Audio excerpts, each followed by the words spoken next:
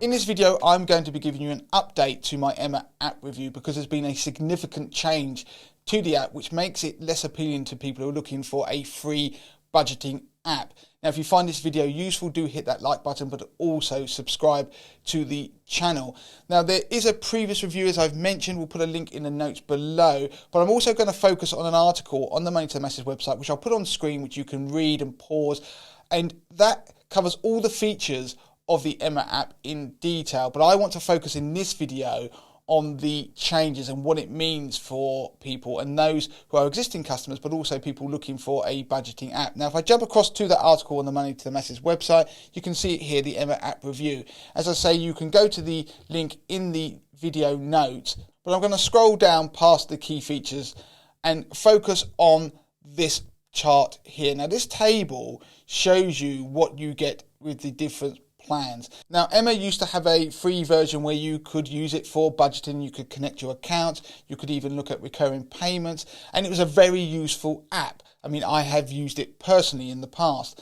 Now, from the 30th of April 2024, what they've done is they've changed the way the app is priced. So the Emma free version, you fundamentally lose most functionality. You can see in this table there's very limited functionality. You can connect two accounts. The key thing they've taken away, which means that people, if they want to get the most out of Emma, are now going to have to start paying for some of the more premium plans, is they stripped away budgeting, so you can no longer set budgets. You've also taken away the payday to payday tracking, the recurring payments thing where you could detect recurring payments, including direct debits, and any changes to those, which I really like. That's now been taken away. All of these things are now moving into the premium priced plans, and also the net worth aspect is gone. It's going into the premium price plans. I'm not so bothered about that, if I'm honest, but the transaction history, you can no longer see that for free beyond 2 months. So looking at that table there, you can see, if I scroll down slowly, that there are a range of different options on the different plans that vary.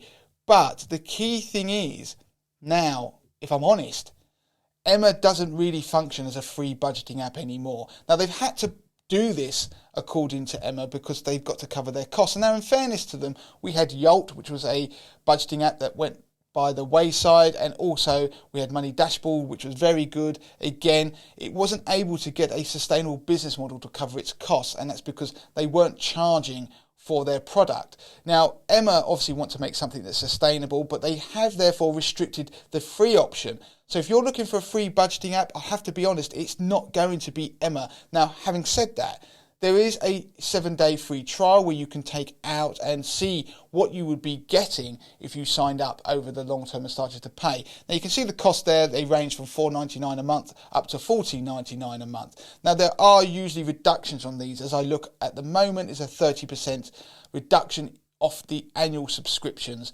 So you can get a slightly reduced cost, but the fundamental point is that Emma has now changed. It isn't really just a budgeting app. It does give you access to other features. For example, trying to save, you can actually report now your rent to the number, or to a number of different rating agencies. So it is more than just pure budgeting. Now, I have to say, if you are looking for alternatives, you just want a free budgeting app, then there are others out there. You'll probably look at something like Snoop. Now, I'm going to jump across to an article that I've got on the Money to the Masses website. We'll put a link to it in the notes again, which looks at the best budgeting apps in the UK. So we have a section on here that looks at the free ones. So that's things like Snoop.